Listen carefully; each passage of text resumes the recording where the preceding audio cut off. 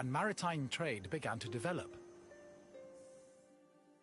Palaces were built, destroyed, and then rebuilt, culminating in what archaeologists call the Neopalatial period, which began around 1700 BCE. This period lasted for over 300 years and is considered the golden age of Minoan civilization. The largest palace of this period was located in Knossos and featured maze-like complexes of workshops, temples, courts, throne rooms, and living areas, as well as paved roads and advanced plumbing and draining. Trade and external relations were important to the Minoans, and their networks extended across the eastern Mediterranean. As a result, the people of Crete and the lands they traded with often influenced each other and exchanged ideas, usually through peaceful interactions instead of military conflict.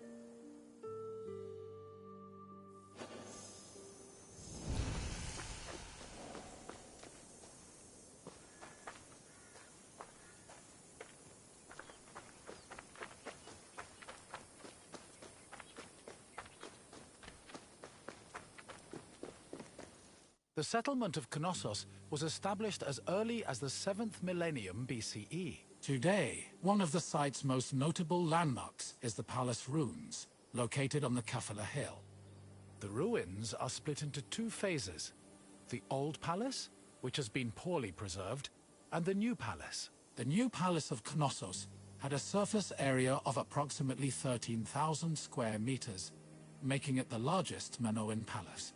Its focal point was a central court, which was probably used for ceremonial activities. The Minoan palace centers collapsed when Crete was overrun and conquered by a Mycenaean invasion from mainland Greece. However, the date of the final destruction of Knossos' palace is still unknown.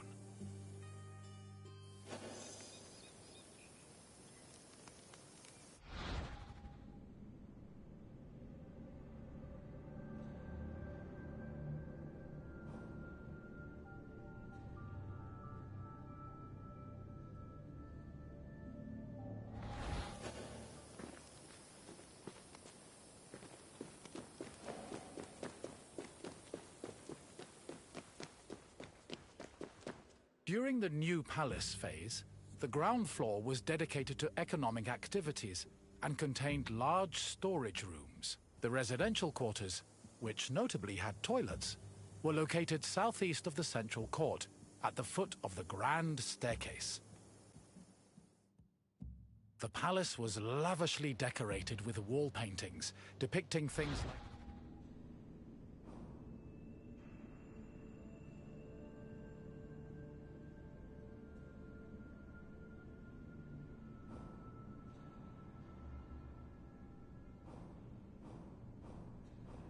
bull-related sports and richly dressed women. Large stone horns of consecration, which were important Minoan religious symbols, hung prominently in the west court. Other notable parts of the palace include the theatrical area, which is believed to have served as a viewing space, the tripartite shrine, which was dedicated to the worship of an important Minoan deity historians refer to as the Mother Goddess, and the Piano Nobile, a grand space located on the palace's second floor.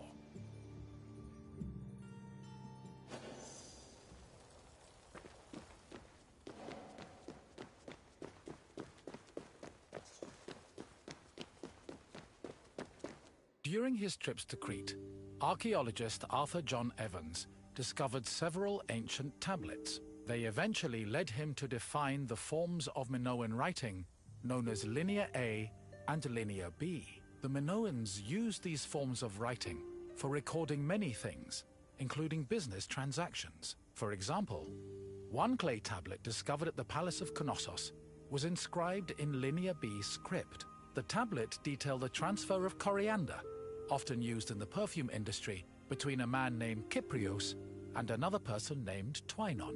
The deciphering of tablets such as these has given historians great insight into many aspects of Minoan culture and society.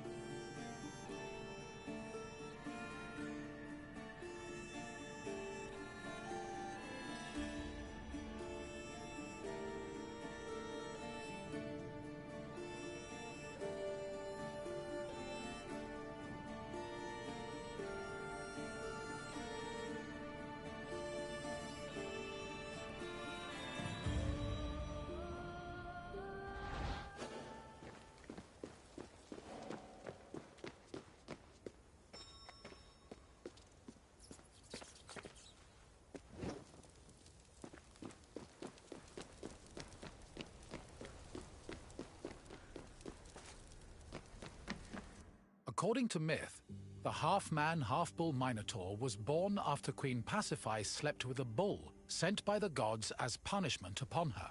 This embarrassed King Minos, but he could not bring himself to kill the Minotaur. Instead, he hid the monster in a labyrinth constructed by Daedalus.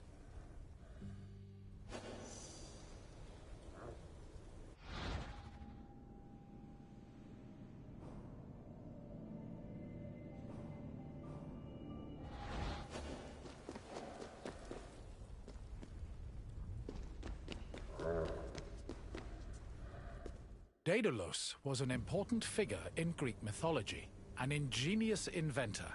He once became so jealous of his similarly clever nephew that he threw him from the top of the Athenian Acropolis. As a consequence, Daedalus was banished from Athens, though this did not prevent him from being able to get work. In Crete, he was hired by Queen Pasiphae to construct an artificial cowsuit that would allow her to seduce a bull she was particularly taken with due to a curse from the gods. Daedalus complied, and his invention helped facilitate the birth of the Minotaur. Afterwards, Minos conscripted Daedalus to build the labyrinth, presumably as penance for his role in creating the Minotaur. But perhaps the most well-known story about Daedalus involves his son, Icaros, who used wings built by his father and flew too close to the sun, thus plummeting into the sea.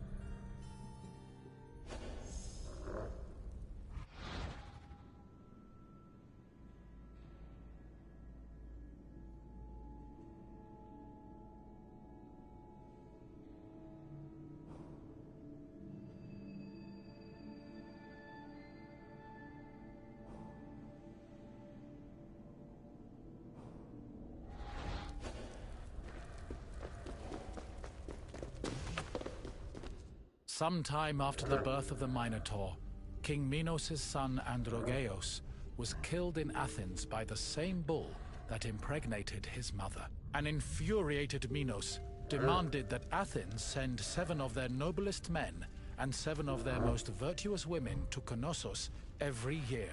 After being carried to Crete aboard a ship with black sails, the men and women would then be cast into the labyrinth to be eaten by the Minotaur.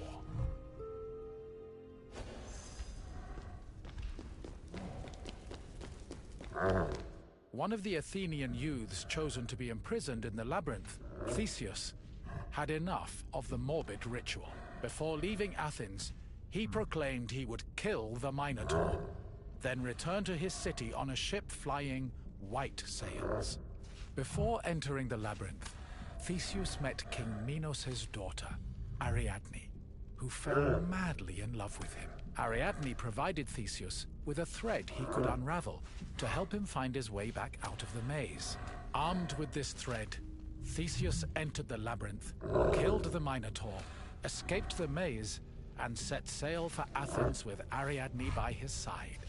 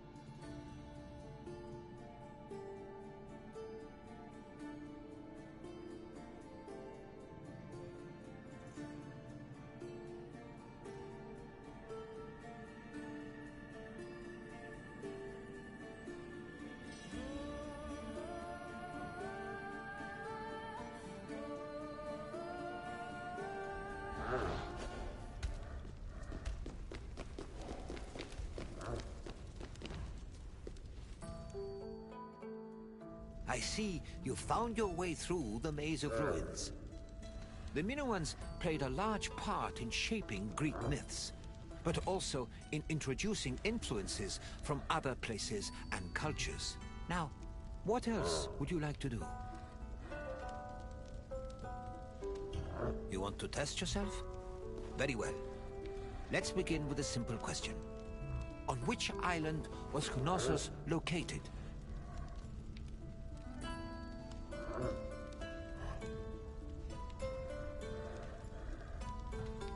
Yes, Knossos was located on the island of Crete. Time for another question. Which hero killed the Minotaur? Correct.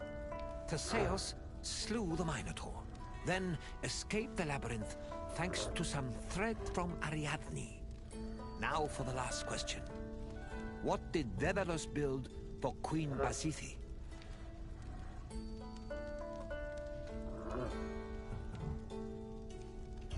Yes, Daedalus made Pasiphae a cowsuit, so she could seduce the bull she was cursed to love.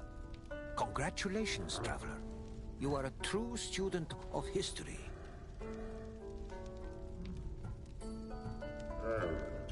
Farewell, traveler. I hope you enjoyed exploring the ruins.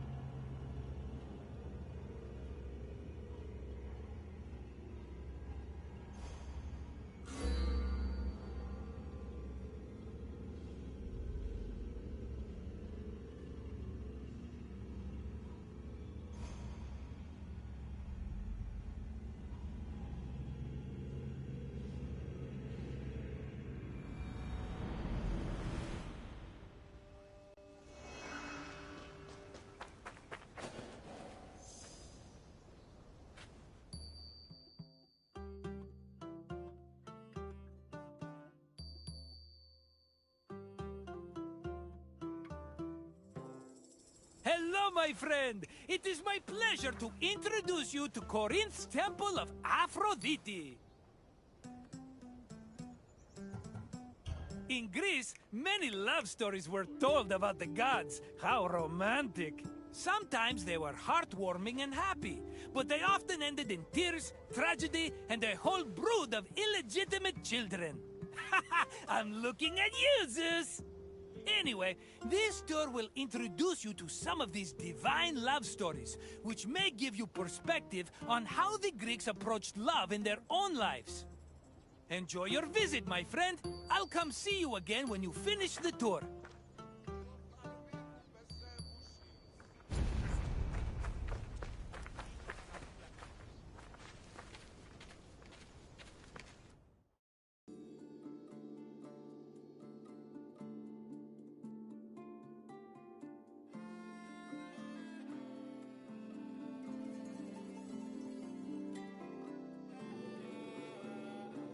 Much like Athens, Corinth had its own acropolis, called the Acrocorns. The natural promontory provided an excellent view of the surrounding territory. It was also the home of several sanctuaries, allegedly constructed in the 6th century BCE. The Acrocorn's most famous attraction was the Temple of Aphrodite. Pausanias describes it as having statues of Aphrodite, her son Eros, and the sun god Helios.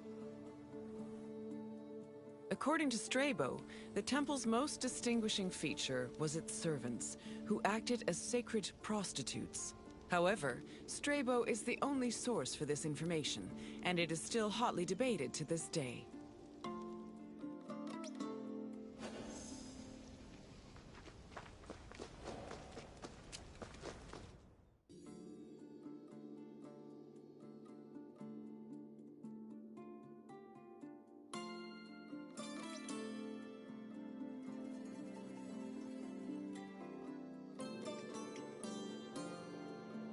Love played a large role in countless mythological stories. Zeus himself was not immune to the feeling, and fell for both mortals and other deities. Some myths centered on forbidden feelings that led to tragedy, such as Phaedra's love for her stepson Hippolytus. While marriage was prominent in mythology, it was usually presented as problematic. For example, Aphrodite frequently cheated on her husband Hephaestus. And Medea's resentment against her ex-husband Jason eventually drove her mad enough to murder her children. These less-than-ideal depictions reflected the Greeks' idea of marriage, which they viewed as a civic duty instead of a romantic union.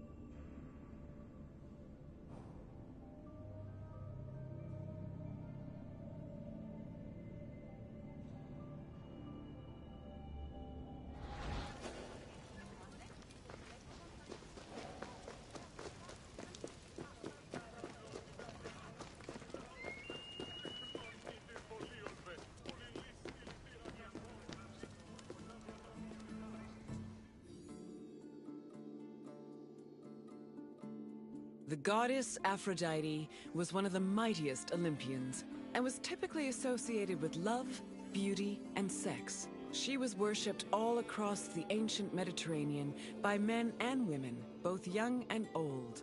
Her origins differ depending on the version of the story. The poet Hesiod says that she was born from the severed genitals of Uranus, while Homer's version of the myth names her as the daughter of Zeus and Dione. Aphrodite appeared regularly in mythological stories and had many mortal lovers. Her favorite was Adonis, a beautiful boy who died tragically in a hunting accident. Aphrodite was devastated by his death, so she created a cult called the Adonia to commemorate him.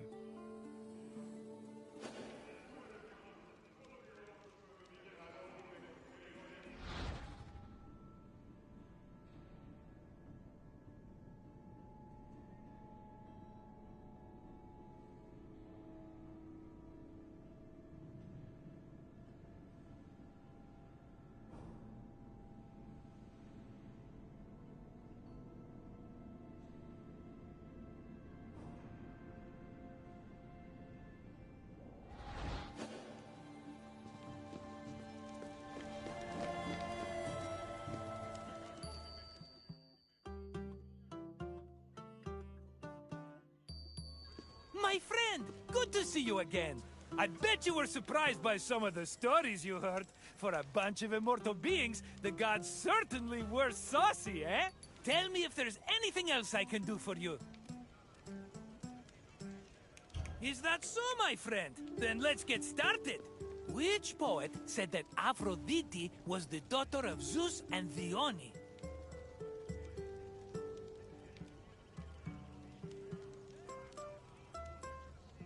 Yes, it was Homer who said Aphrodite was a child of Zeus.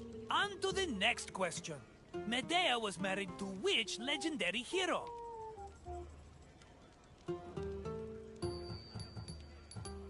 Yes, Medea was married to Iason, but after he left her for someone else, she resented him so much she murdered their children.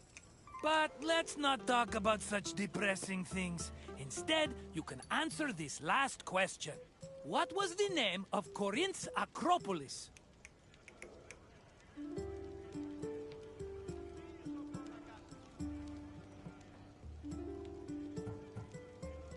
Ha! That's what I would have called it. Unfortunately, it's not the Acropolis's actual name.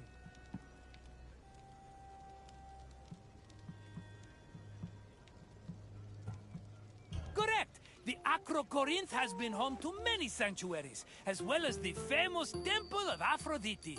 You passed the test! Congratulations, my intelligent friend!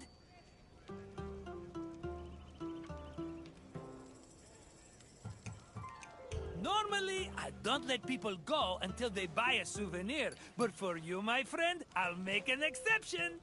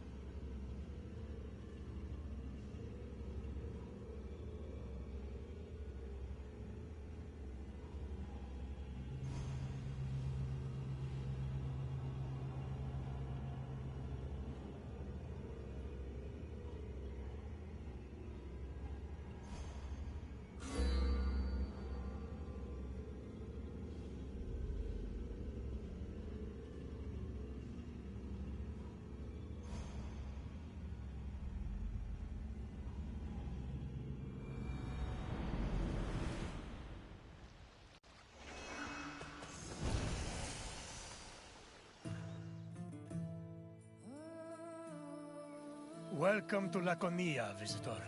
You're here to learn about Spartan society, yes? Then I won't stop you. Sparta had a unique hierarchy, especially compared to the rest of Greece. Everyone had their place, and you will soon learn what those places were.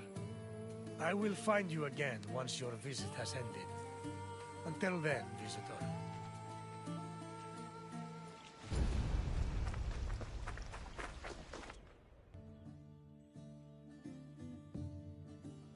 Spartan society was structured around austerity, self-sufficiency, and a hostility towards foreign elements.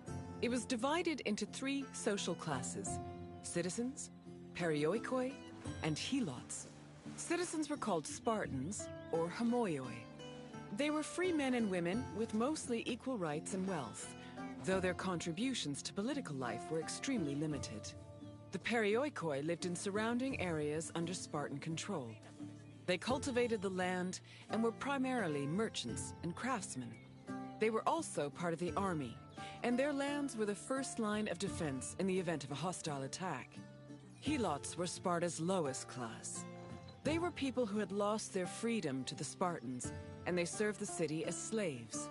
Helots were considered property instead of people. As a result, they had no political or civil rights.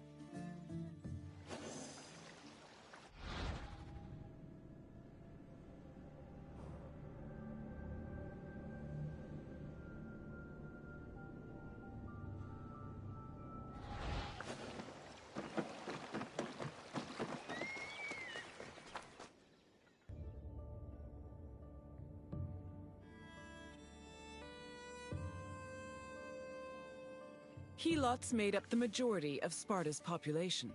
According to Polydeuces, they lingered between slavery and freedom. Two elements made Helots differ from other slaves. They were allowed to form their own families, and they were publicly owned by the city of Sparta instead of private citizens. Because helots were deemed public property, they could not be sold as merchandise. They mostly worked to cultivate the land, but also fought in wars alongside the Spartans. While they gave the fruits of their labor to Sparta, they also kept a fair part of it for themselves. This practice allowed some helots to make enough money to buy their own freedom.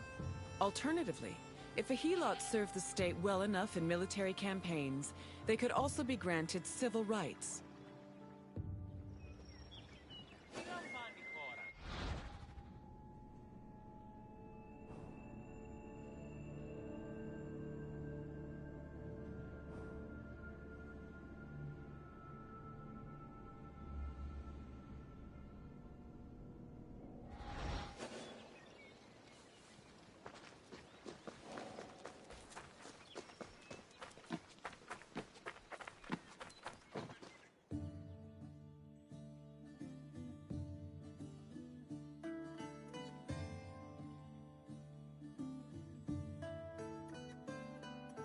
The founding of Sparta is dated around the 9th century BCE.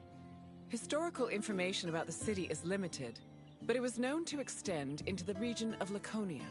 Over time, Sparta started encroaching on the territory of Messenia, eventually leading to war. Sparta gained more land in this conflict, which they divided between their citizens and the Perioikoi. The aftermath of the Second Messenian War, from 640 to 620 BCE, then divided the population into three groups: the Homoioi, the Perioikoi, and the Helots. The Helots of Laconia mostly respected Sparta's rule and did not cause much trouble. However, Helots from Messenia supposedly resisted the Spartans, although sources can only confirm one revolt for certain, which occurred in Messenia in 464 BCE.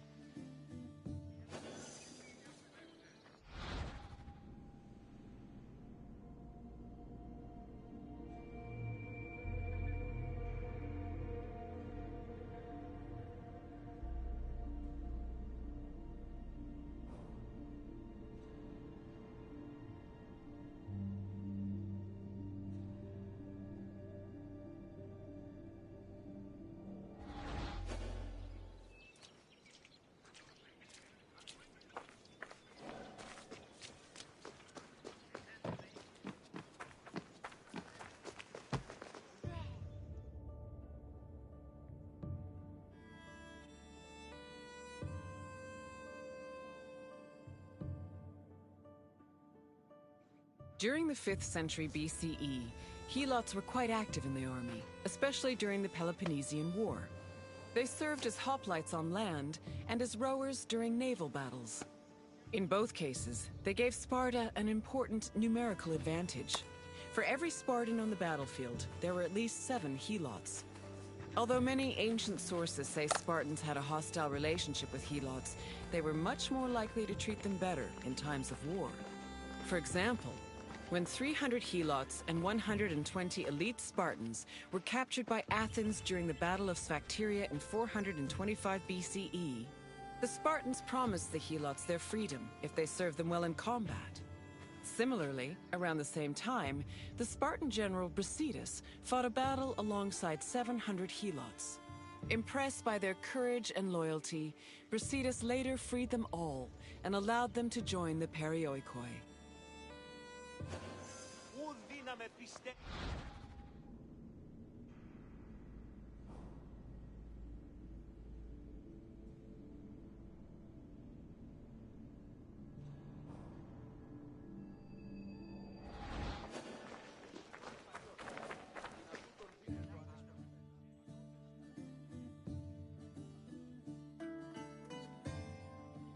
Perioikoi were another group of Sparta's population.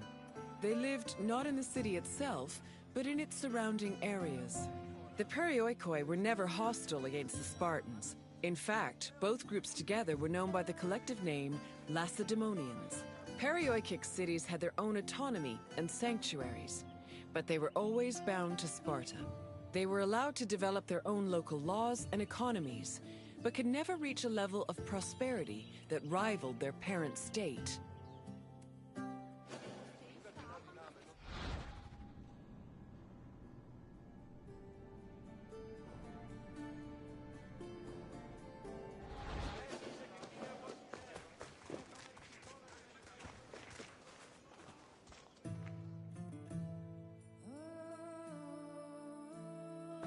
I see you finished. I hope you have a better appreciation for Spartan society. Nothing we do is without reason, and every man, woman, and child has a role to play. What would you like to do? Is that so? Then let us begin. During which battle were Elots promised their freedom?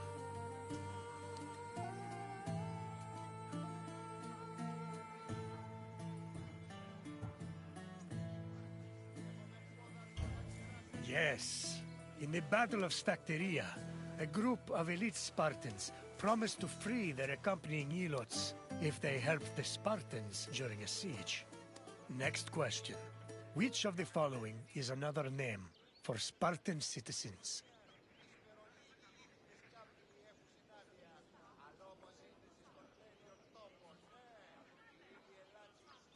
Spartan citizens were also called Omi, which meant equals. One final question. Which Spartan general freed 700 Elots? Correct. Brasidas freed 700 Elots as a reward for their exemplary military service. You passed. I'm impressed. Then you may leave. Farewell, visitor.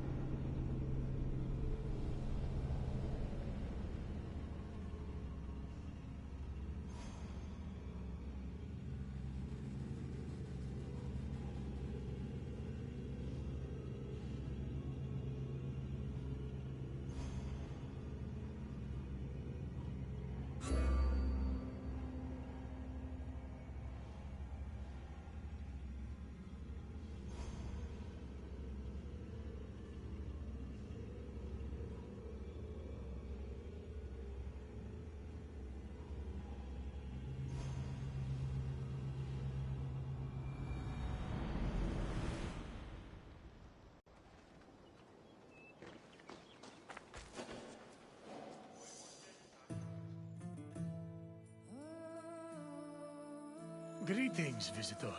You stand in Sparta's political center, where all of the city's most important decisions were made. You should feel honored.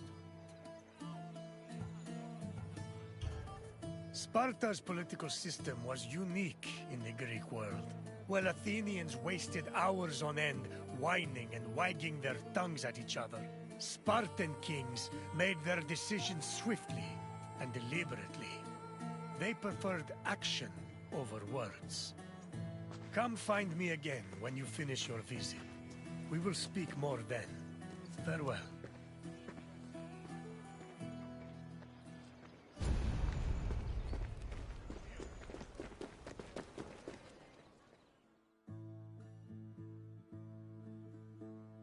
Sparta's political system differed from most of Greece's. One of its most distinctive features was that it was ruled by two kings. These kings belonged to two separate dynasties, the Eurypontids and the Aegeads, both of which were said to be descended from Heracles. Both kings shared equal powers, and disputes between them required the intervention of special magistrates known as ephors. However, if one of the kings were more charismatic or experienced, they could influence the weaker king's choices.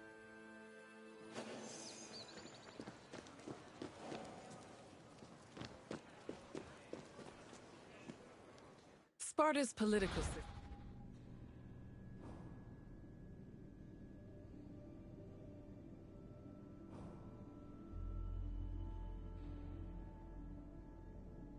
system differed from most of Greece's. One of its most distinct... These kings belonged to both kings. However, it...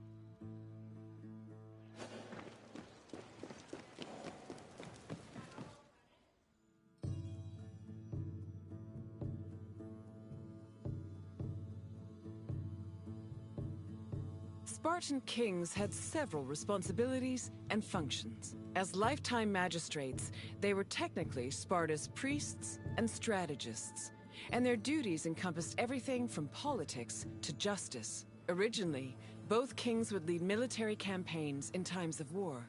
However, from 507 BCE onwards, only one of the two kings could be head of the army. On the battlefield, kings were accompanied by 300 elite soldiers for protection. But being a king wasn't only about working and fighting. They enjoyed special privileges as well. Spartan kings lived at the expense of the city, owned royal estates in the surrounding Perioikic cities, and received the majority of the spoils of war. When they passed away, they were buried with special honors, and the population mourned them for a period of 10 days.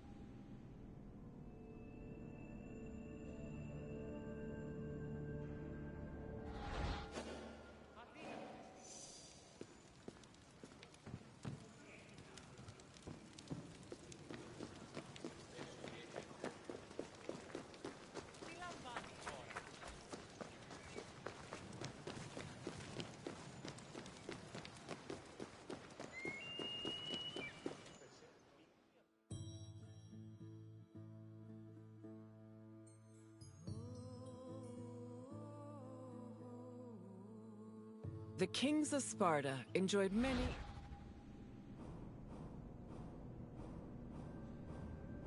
important religious honors. They were in charge of sacrifices, both during military campaigns and at home. The kings received double portions of the meat at all communal meals, and they were also the first to pour libations. They also personally conducted public sacrifices as priests, which helped remind their subjects of their divine connection to Heracles and Zeus.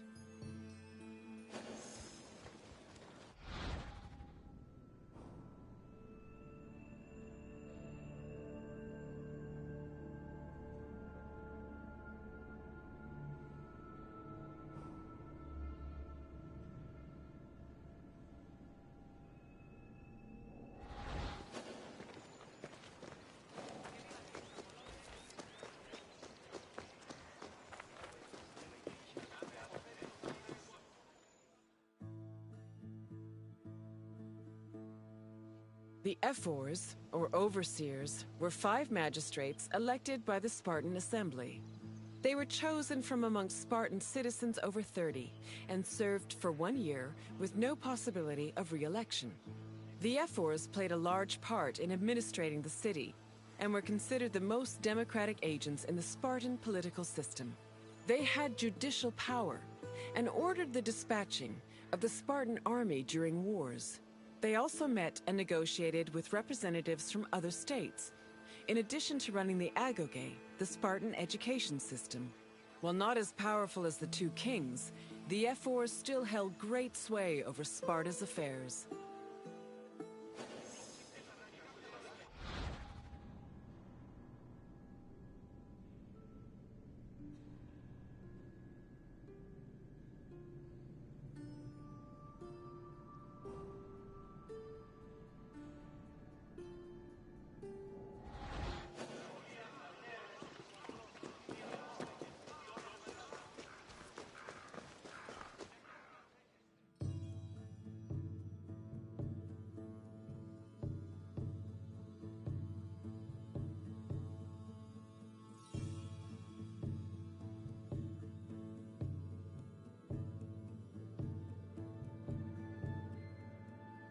The Gerousia was the Spartan Council of Elders. It was made up of the two current kings, as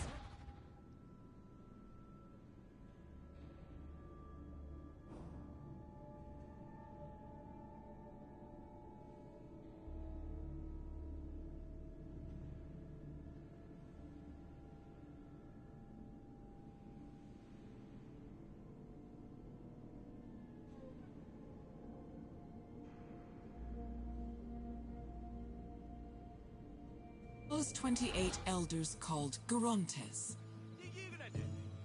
They were Spartan citizens over the age of 60, the cutoff age for military duty. They were elected for life by the Spartan Assembly. The Gerousia, similar to Athens' Boulé, handled legislative and financial matters. It could submit bills and motions to the Assembly, and could also cancel Assembly decisions with the power of veto. To ensure that the right of veto did not weaken the Assembly, ephors were introduced to keep the Gerousia in check and maintain a steady balance of power. This allowed Sparta to include more just elements in its political system.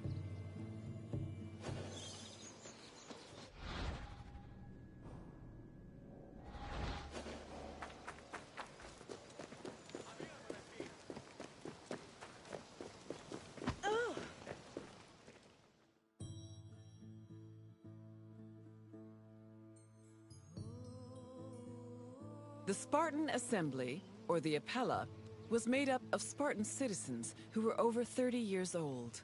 Its exact meeting place remains unknown, but it was presided over by a special member of the ephors called the eponymous ephor. The Apella had limited authority, since any decision it made could be overruled by the Gerousia.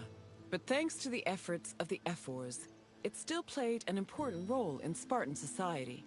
The Apella dealt with topics like foreign affairs, war declarations, peace negotiations, and more. They also elected ephors and Gerousia members, and could both grant political rights to foreigners and remove them from Spartan citizens. Unlike the myriad sources on the functions of the Athenian Assembly, the exact details of the Apella's decision-making process are unknown.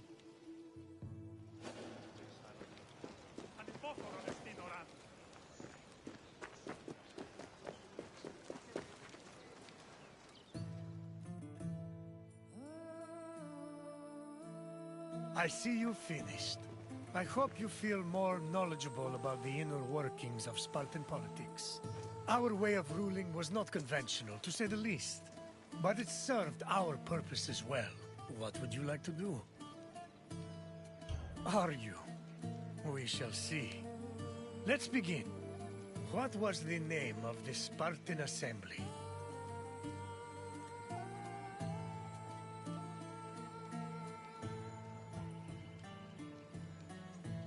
The Gerousia was the Council of Elders. Try again. No. Although Ephoros helped the Assembly reach decisions. Keep trying. Correct. The Spartan Assembly was known as the Apella. Question 2. How many members did the Gerousia have?